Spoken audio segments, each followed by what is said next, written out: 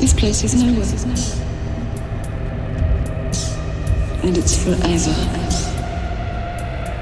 Ghosts of my life.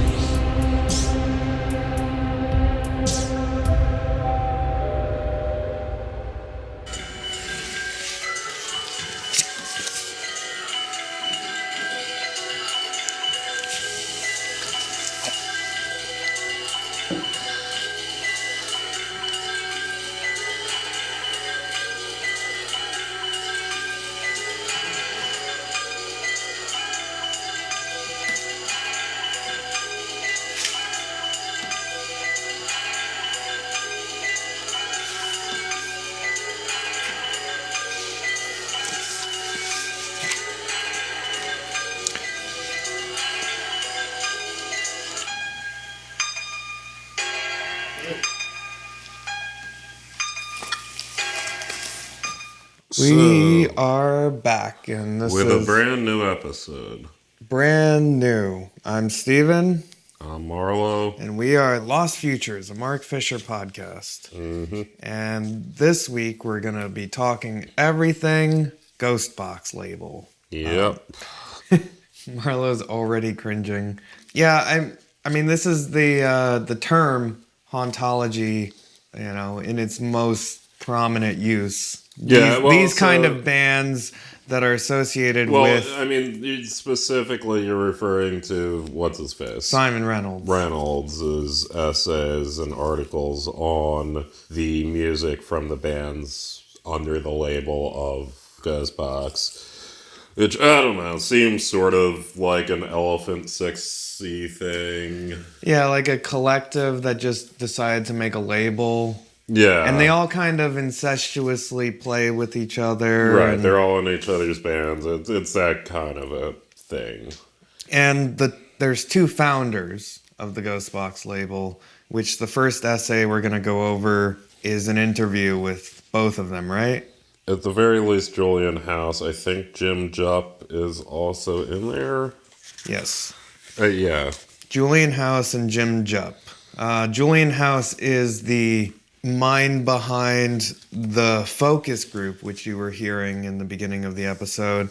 And Jim Jupp is the mind behind Bellbury Polly. And they are the two that form the Ghostbox label. One's a little bit country, with the other's a little bit rock and roll, as they say. Marlowe, how would you describe the music? Casio core?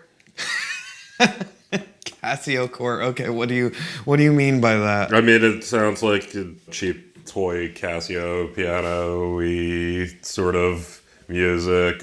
Yeah, circusy, but like focused mainly on television from the BBC from the 70s and that kind of... Well, the focus group reminds me specifically of it. You know, when you go into the focus group is a type of... Well, I mean, a focus group is like, you're trying to sell a product or a TV show, and first you get a demographic.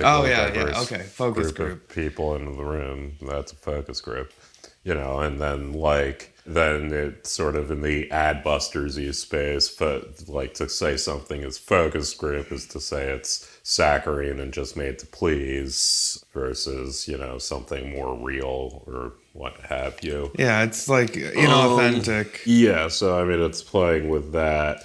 But anyway, they make mention of the Radiophonic Workshop, which was BBC's in-house sound effects studio / musical effects / stock sound / if someone in BBC was making a show and they needed a sound effect, how it would actually be made was in the Radiophonic studios. And, a lot of it is that old, your proverbial, clapping two coconut shells together to make a horsey sound. But then they, started experimenting more with electronic forms of music generation, and in many ways pioneered a lot of ideas and techniques that would be used by later actual electronic music artists, and a lot of seemingly the ideas behind Ghostbox and the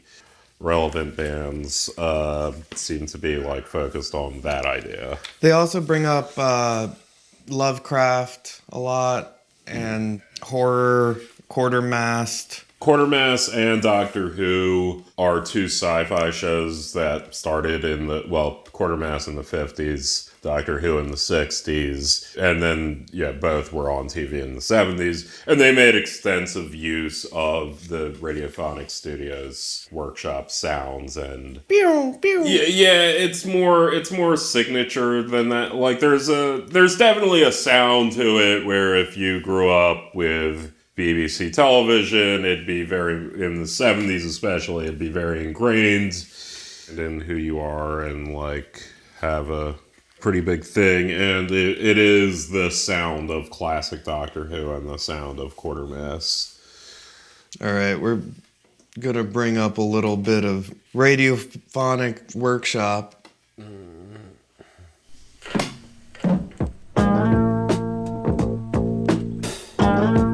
This is just like a random sort of, so it may or may not actually highlight the point I am artificially making.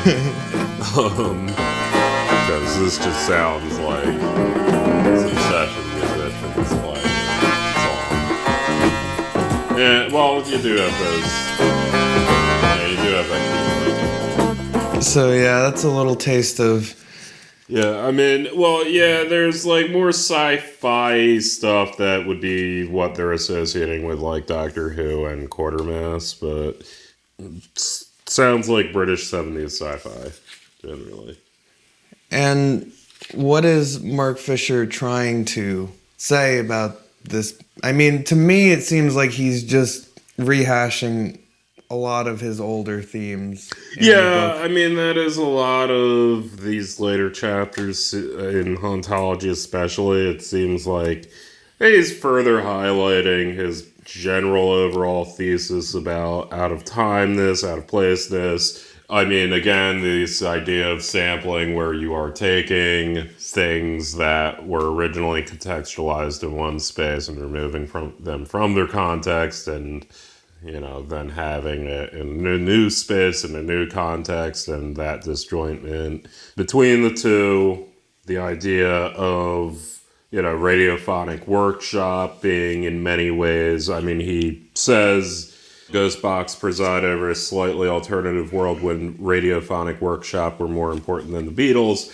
and, it's the interesting idea of, in many ways, radiophonic workshop was more important than the Beatles. It was the sound of television in the British 60s and 70s. It was at least as ubiquitous as the Beatles in that respect, but of course there's a different context into you're comparing two different things and they serve different functions. So he also brings up the postmodern and the uncanny, discussing it. He says the mark of the postmodern is to extirpation of the uncanny, the replacing of the unheimlich tingle of unknowingness with a cocksure knowingness and hyper-awareness. Ghostbox, by contrast, is a conspiracy of the half-forgotten, the poorly remembered, and the confabulated. Listening to sample-based sonic genres like jungle and early hip-hop, you typically found yourself experiencing deja voodoo or deja entendu, in which a familiar sound, estranged by sampling, nagged just beyond recognizability. Right, and again, I mean, if you literally did grow up with this shit on your TV, it'd be like if someone started incorporating themes from Nickelodeon shows or whatever. For the listeners that grew up with Nickelodeon shows. The universal experience that we all have. Yes. All right. Yeah, for normal people instead of British people. Yes, the people that were born in the normal place where people are born. Marlowe's date of birth in the same year. Right, normal people. The normal experience of humans. Are you saying you want to start a post-rock band but use the Rugrats theme? Yeah, something like that. Because that seems to be... Klasky Supo Core. Yeah, that seems to be exactly what they did, was they just... Yeah, this seems to be exactly what they're doing. This seems to be... Mark Fisher is using words to obfuscate this. But, dear listener, I am giving you the truth. What they are doing is they're basically sampling Rugrats, but for, like, weird British people. Well, it's interesting because they're doing a lot of krautrock. A lot of it is krautrock. Yeah, a lot of it does sound krautrocky as we... Like, a lot of Kraftwerk influences in all of this. The bing, bing, bing, bing, bing, bing. And then having the, like, churning, under-throbbing bass line that has the bing, bing, bing, bing, bing, bing over top of it. Mm-hmm. All right, the next part about this that I thought was interesting is when he talks about America and how he's annoyed by Britain being Americanized. Well, yeah, I mean, the specific context they're talking in is Mark Fisher likes to say there's a graininess to the British 70s that was removed from the 80s. And, yeah, I don't know. I guess the British people were like, hey, we can find not the ugliest people to put on television at some point. And that became the insidious invasion of American culture. Well, yeah, like, hey, let's make things angular, digital, upbeat, and colorful. Worry about skincare a little bit. Dentistry. Yeah, skincare and dentistry, they're things. American culture, as they call it. Normal, as things I call it. Americans invented. Skincare. And dentistry. Again, two types of people in the world. Yeah, the funny thing is Jupp, I don't know how to... J-U-P-P, Jupp? I'm calling him Jupp. He's British. I'm not going to give him some, like, interesting ethnic... He does this story where It's probably actually a Dutch name, and it's probably Hup. No, I mean, I'm dead serious. That's probably what it actually is. He, like, gets his girlfriend to watch an old show, and she's like, what is this? Yeah, they're basically just complaining about their girlfriends not, like, getting, like, their fucking high intellectuality. Their nostalgia for these weirdo sci-fi shows that they loved and grew up with. Yeah, how old's your girlfriend? I'm just curious. I'm not saying nothing. I'm just saying, like, how old's your girlfriend about compared to you? Doctor Who. Yeah, I don't know. You guys grew up watching like the only fucking show that you people ever talk about, which is Doctor Who, and you can't get over that. And you have Quartermast. Yeah, and also there's Quartermast, which is at the very least not a show that they like have continued to put on television, and also it was like always kind of more of a miniseries anyway. Okay, the next interesting part is him talking about nostalgia. We kind of went into this book thinking we were just going to get nostalgia trip after nostalgia trip. And there's a part in 136 where he says, Ghostbox have been accused of nostalgia.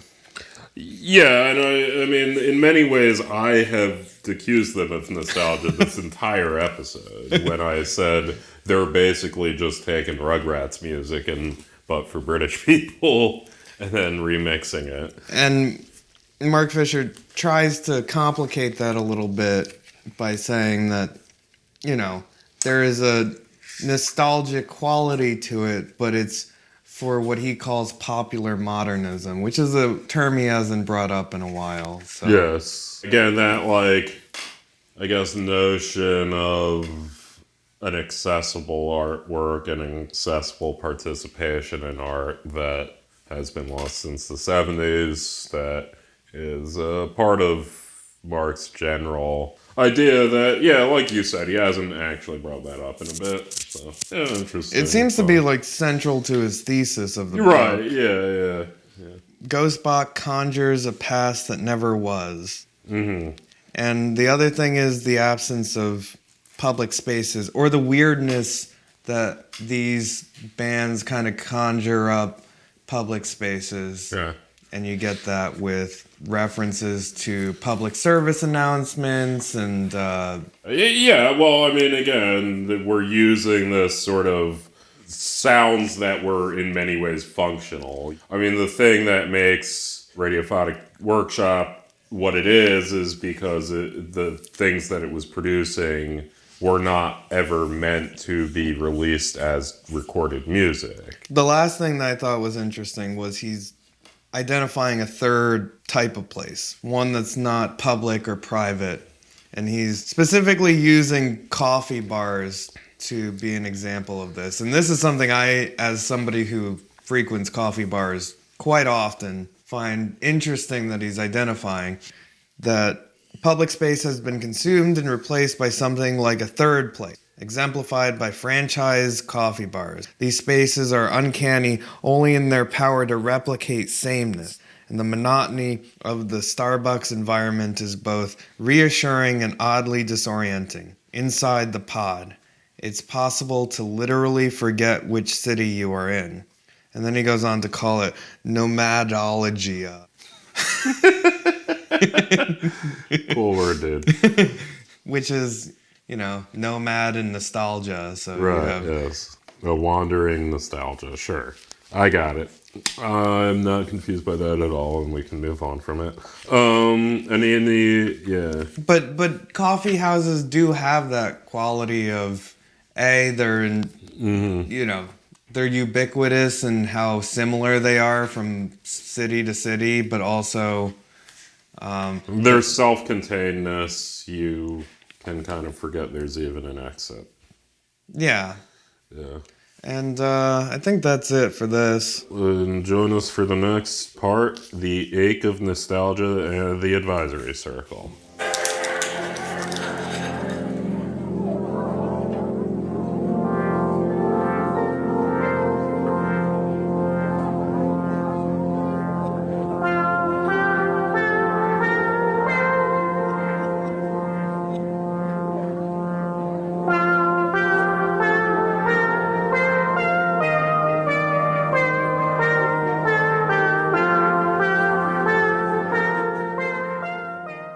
All right, and we're back with The Ache of Nostalgia, the Advisory Circle. Yeah. And Marlowe, who is the Advisory Circle? The Advisory Circle is some lady, last name Brooks, don't know her first name. Kate Brooks. Kate Brooks. I don't know, you've actually listened to them. They are another Ghostbox artist who is known for how they use the public information sounds as... old TV. I mean, going off what the last one was talking about, this alternate reality, where a radiophonic workshop was more important than the Beatles. They are another artist who uses old public domain shit, reminiscent of vaporwave today. I would compare them a lot to Kraftwerk and other kraut. Yeah, there is rock. a lot of Kraftwerk, like melodies and shit. And the kind of driven drums that are unchanging, usually electronic, and then having kind of soaring ambient sounds. And this is also kind of going off of them working off of what was essentially old BBC children's show. Kind of also reminds me of The Electric Factory. Yeah. The old PBS show. Yeah, and she does a lot of interesting things with it. It's almost an exploration in the mundane too. Like it is music that you can imagine. To get into the essay, you can imagine if you're just walking around a mall or... Yeah, and the essay kind of gets into this idea of ambient music and what is ambience. And Brooks, in addition to her work with the Advisory Circle, also did a album called Music for Dieter Rams. Dieter Rams is previously unknown. Nowadays, there's been 8 different documentaries on Netflix on the guy. But he's a guy who was a designer who worked for Braun. Basically, he made clocks and radios and shit. He designed clocks and radios and shit. And, just the whole notion of the thing in the background, the thing that has a function, rather than the thing that you view as art for art. It's, not a sculpture that he's designing, but it has a quality to it that is aesthetic. So, you get into this whole idea of music for Dieter Rams, the whole idea of ambient music. She also names a book by Joseph Lanza titled Elevator Music about the history of the Muzak Corporation and that whole notion of making music to actually serve a purpose other than entertainment. Like functional music. Right, yeah.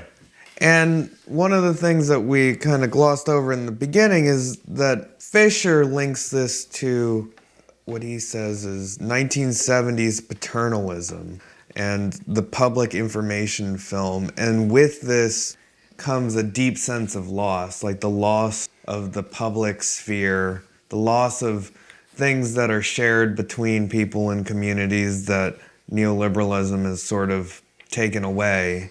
And that one of the rare places where you have that shared information and sense of community is through these ambient things that runs in elevators or runs in malls or runs in various public spaces that are slowly getting eroded. Yeah, I mean, it's kind of to take kind of an idea from capitalist realism almost it is sort of the, mourning of the death of the Fordist office that you would work in for 60 years of your life and want to kill yourself, but nowadays you don't even have that comfort. Something has been taken from you. Yeah, like even if that thing is the security of something that at the time was interpreted quite oppressively, and rightly so, and the alternative of neoliberalism was at first sold as freedom. Yeah. As Mark Fisher says in an interview,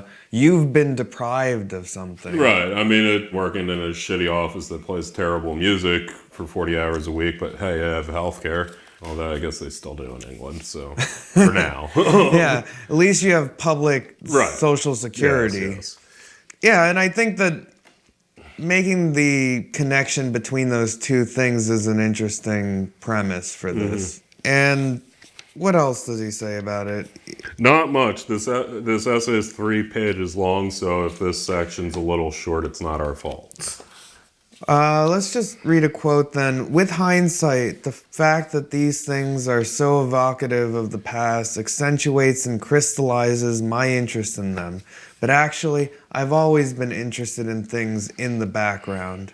For me, that's where the really interesting stuff has always been. As a kid, I was equally fascinated by library music used on TV or TV themes as I was about pop music, things that we weren't supposed to take any real notice of. I used to look out for TV test transmissions, for example, and of course public information films. And so Brooks is kind of discussing the inspiration, and it does seem like the inspiration in the mundane things that go unnoticed. Right. And she links it to functional music. And I believe Advisory Circle has had a lot of stuff since then. They just came out with an album called Full Circle this year, 2022, For You in the Future. Mm-hmm. And before that, Ways of Seeing from 2018, From Out Here in 2014. She's stuck with it, and good for her. And I don't know that there's anything else we can say about it, but Yeah, no. we're going to come back, going to play out some music, and going to come back with someone else's memories. Asher, Philip Jeck, Black to Calm, GES, Position Normal, Mordant Music. He just packs in so many references. Yeah, in the there's next one. like 8 different bands in this next one, and it's not that much longer either, so that'll be Well, keep listening and you'll get more references. Yep.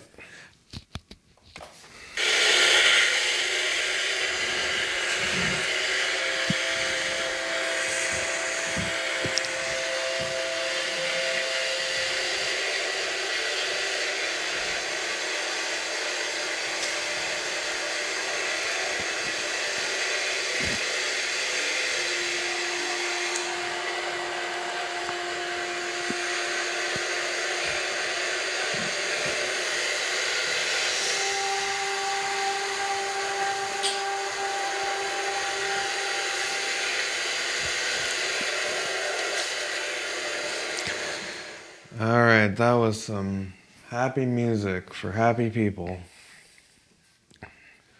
Yeah, so this chapter or essay is called Someone Else's Memories, Asher, Philip Jack, Black to Comes, GES, Position Normal, Mordant Music. It's not exactly a It's Ghostbox label, but we're throwing it in with the Ghostbox episode because... Yeah, it's all hauntological music. Doesn't matter.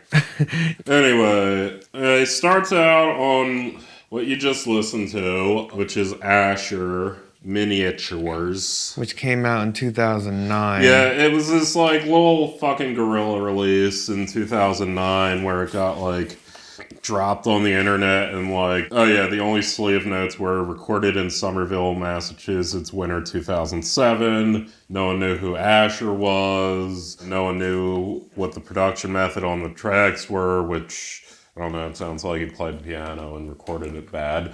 But, well, he used a lot of... Yes, he distorted it. But, yeah, so the official word was it was like recorded off the radio and then looped, which doesn't make any goddamn sense to me. That was like a rumor on the internet, right? Yeah. So Mark basically uses this as a jumping off point to say, why does music from the 2000s listen to this? A question we've all asked ourselves many times in our lives. Well, he's particularly fixated on the crackle. Yes. Why does it sound all shitty like this? Why is there Why are hipsters listening to lo-fi bullshit all the time? Why is there a fog of crackle? Yes. Why do pre-Tallahassee Mountain Goats albums all sound like that? That is what true. Mark Fisher wants to know. Marlowe wants to do a Mountain Goats episode. Yeah, well, we'll work on that. Yes. Or maybe we've done it. Maybe it would have been recorded by the time you're listening to this. Who knows? So, yeah. So he says a couple interesting things. It makes out-of-joint time audible. It invokes the past insofar as reminding us of, oh yes, recording equipment did used to suck like this. But also it kind of distorts the past by kind of destroying the illusion that we're not listening to a recording. So, normally you listen to music, you like to picture that you're in the room and stuff. But in the case of the crackle, it's literally lo-fi. It is very lo-fi. It is of low fidelity. And it's almost in a swarm of a soundscape.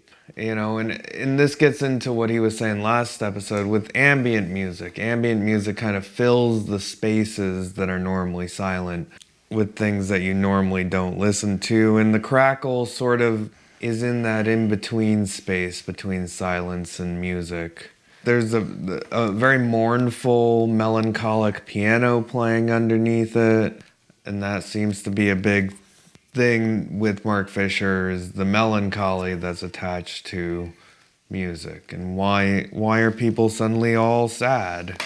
Well, it's not really, I don't think, even about sadness. He has this point about, we no longer live in the space where things just disappear into the aether after they're played, either on the radio or on TV. You have YouTube, you have endless access to repetition, and he kind of says the crackle sort of reinvokes that space where, things just seem discovered, things seem found, and you heard a thing and might not have heard it again. Crackle both invokes the past and marks out our distance from it, destroying the illusion that we are co-present with what we are hearing by reminding us we are listening to a recording. Right.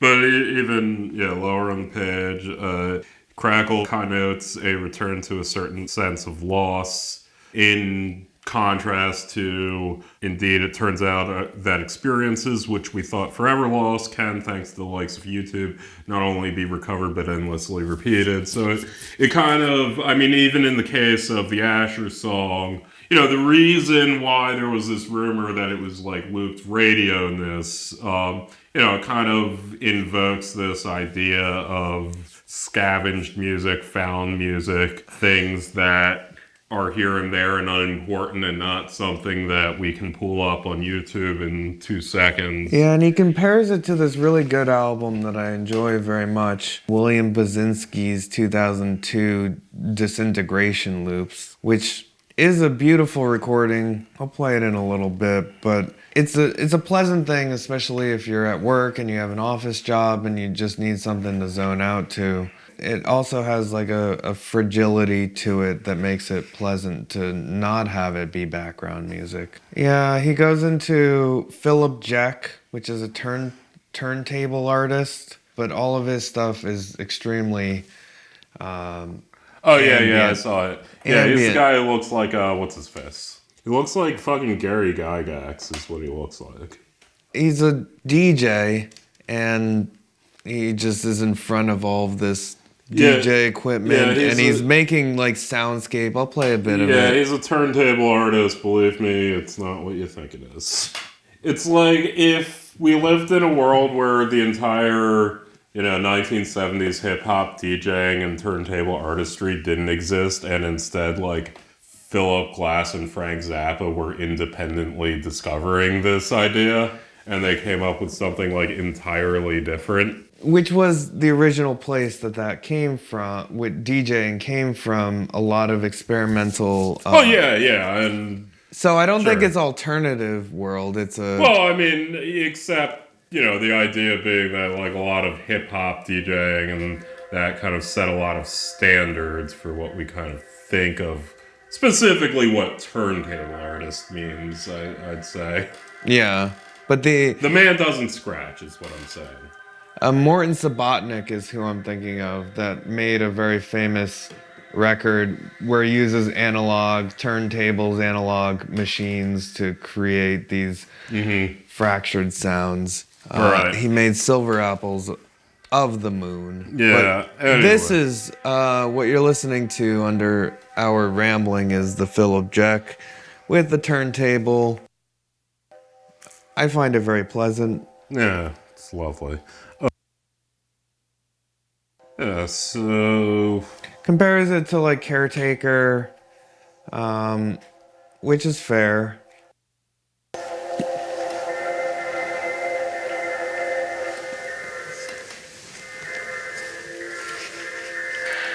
He's got the crackle. You hear the crackle of the turntable.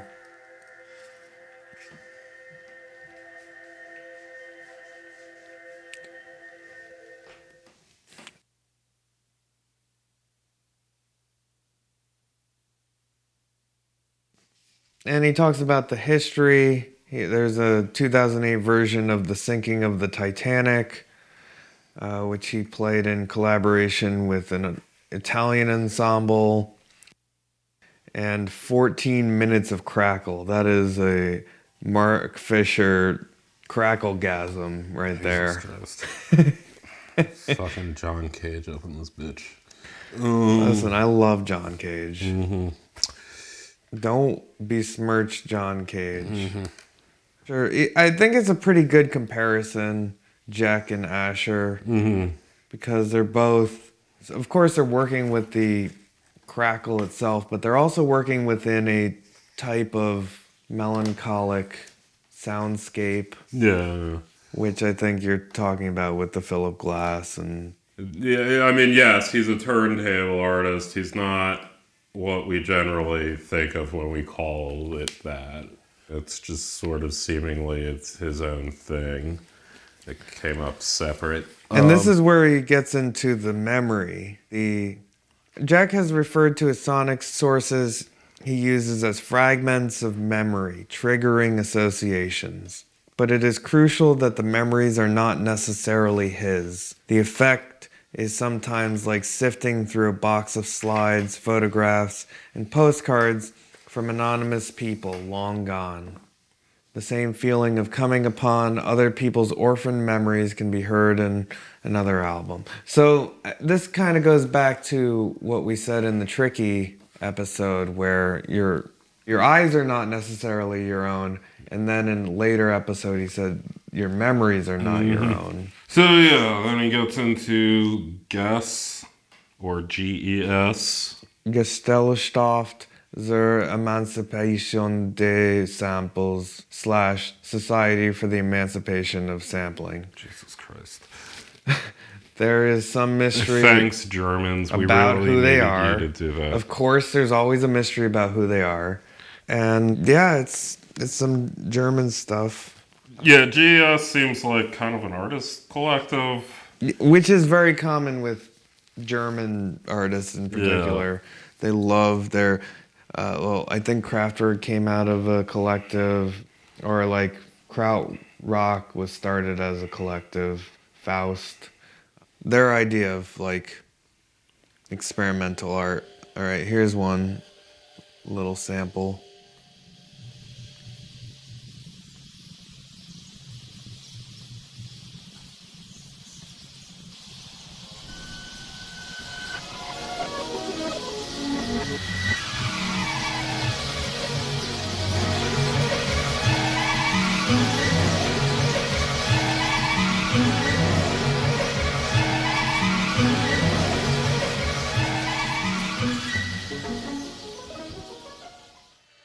Yeah, I mean, I can speak a bit to that type of music. It's very musique concrète, which I think is what they're going for.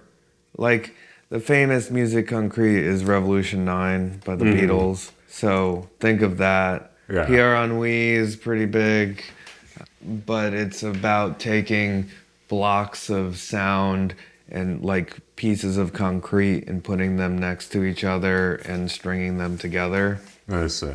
Yeah, I mean, also, I think the general conceit of this is it's largely found sounds. Well, and that's a lot of musique concrète too, is that it, at least like electronic versions of it, which is most of it, is taking blocks of found sound. You know when you're using like an audio thing and you see the blocks of sound? Yeah.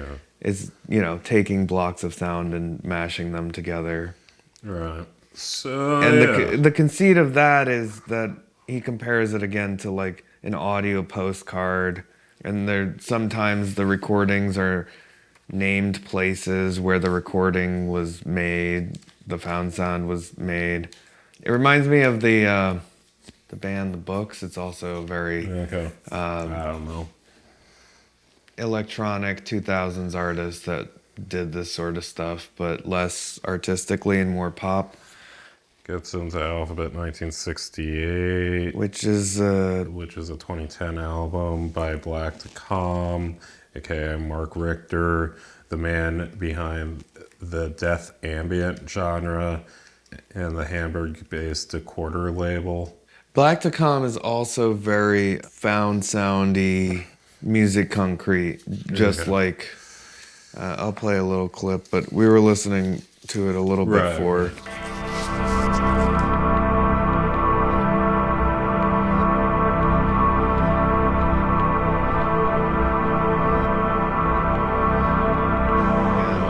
Yes. Yep, the time is sure out of joint, all right.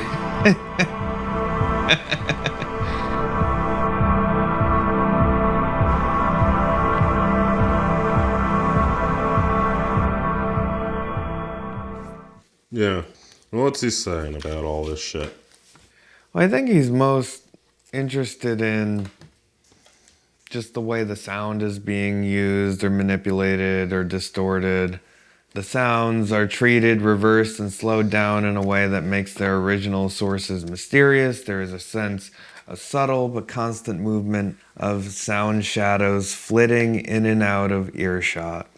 I think he's also, very much positioning this as kind of a reactive to the time, to technology and social forces.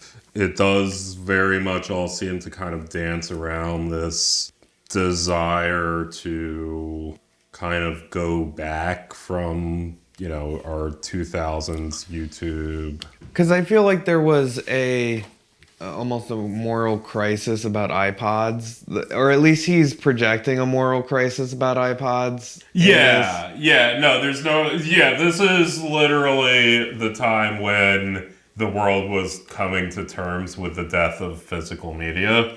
Yeah. It was about 2009, 2010, when no one was buying physical, even CDs anymore. They were like, oh, what's this thing you can keep in your pocket that has all of your music on so it? we're kind of, all of these are very much reminding us, not only that you're listening to a recording, but reminding us of the physical media that recordings used to be made on. Yeah, and there's a certain nostalgia for a lost future of that. I mean, kind of a reaction, kind of a desire to poke your head out and be different.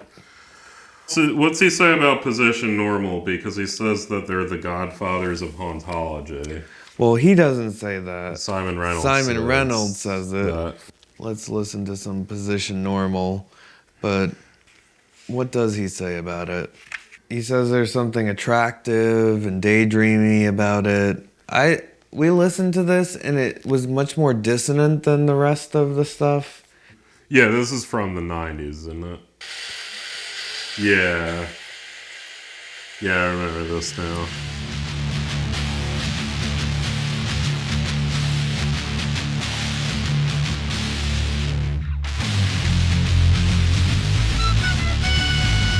Right, I remember this fucking shit. Yeah. Fucking silly as shit. Yeah, it's very dissonant.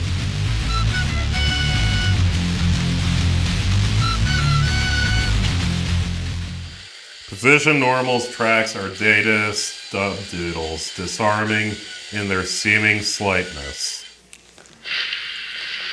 The people have begun. Right. Drum has begun. Beginning. Right, this is a lot of actual recording off of BBC and shit from the day. Yeah. Yeah. But then adding kind of like a post-rock to it. Mm-hmm.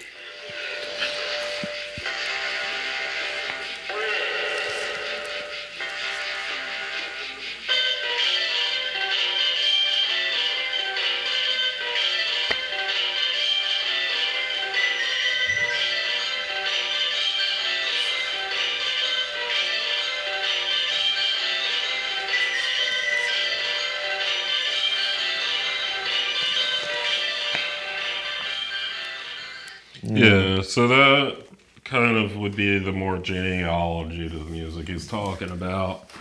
But yeah, I mean, I guess overall with this essay is, kind of taking a break from precise music reviews. He's making a more generalized point about the music of the 2000s, and particularly this kind of music of the 2000s that's seemingly reacting to or fighting against the 2000s in a certain way. Yeah, it's remember the days when we had vinyls and CDs and how great that was, but also like the music that was made, we need to recapture this Right, authentic creation not of just music. going to the past, but trying to imagine the new despite the past. Which I remember feeling, I mean, you and I both experienced this shift in 2009 and 2010, and it was a hotly debated thing. Should all music be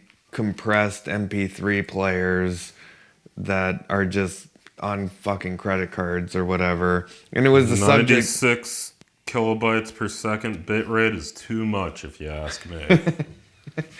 And I think it's interesting to go back and see that there was, at least Mark Fisher was in touch with this authenticity to music. Ironically, if you took any of this music and did compress it to a fucking 2006 MP3, you couldn't tell the difference. Yeah. It's interesting. It's lo-fi in reaction to low quality. Here's another quote. It turns out that decaying memory is at the heart of Position Normal's music.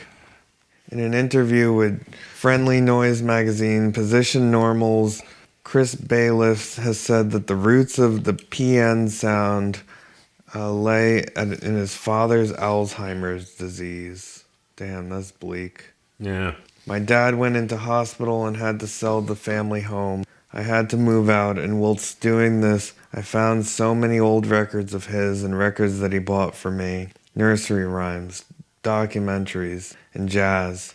I didn't want to throw anything away, so took them with me. I started to listen to all of them and recorded on to tape my favorite sounds and made incredibly varied mixtapes.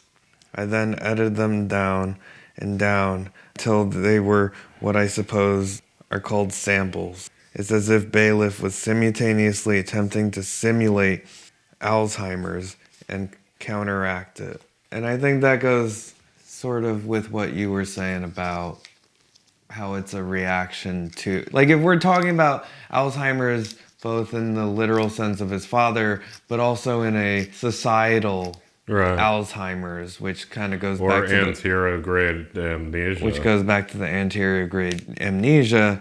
Alzheimer's is a retrograde amnesia, Steven.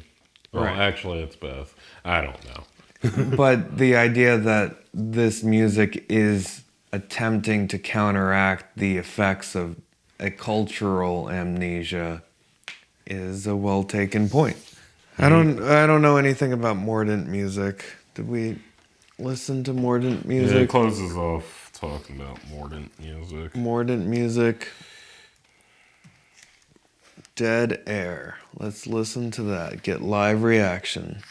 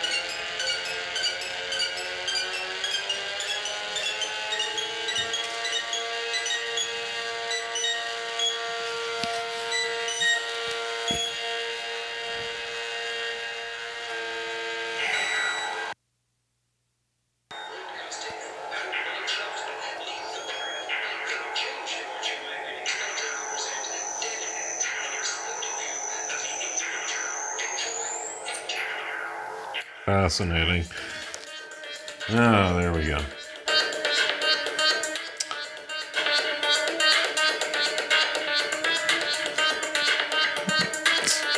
It's pretty cool.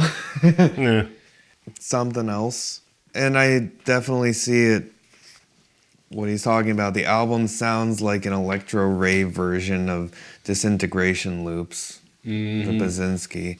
Except what is disintegrating here was a moment in British broadcasting history. He says here, listening to Dead Air is like stumbling into an abandoned museum 200 years into the future, where old rave tracks play on an endless loop, degrading, becoming more contaminated with each repetition, or like being stranded in deep space, picking up fading radio signals from a far distant Earth to which you will never return, or like memory itself, reimagined as an oniric television studio where fondly recalled continuity announcers drifting in and out of audibility narrate your nightmares in reassuring tones. Well, that's our episode about hauntological music. Until the next episode about hauntological music. Yep. The next episode is going to be about the artist who I really, really do appreciate. It is John Fox's Tiny Color Movies, which is music that is set to, I don't know, postcards or like old 30s still photographs of New York City. I really like the album, and I like the multimedia aspect of it. Alright. So, Okay. very enthusiastic, Marlowe. Sounds like a ball. We'll see you next time. Bye. Bye.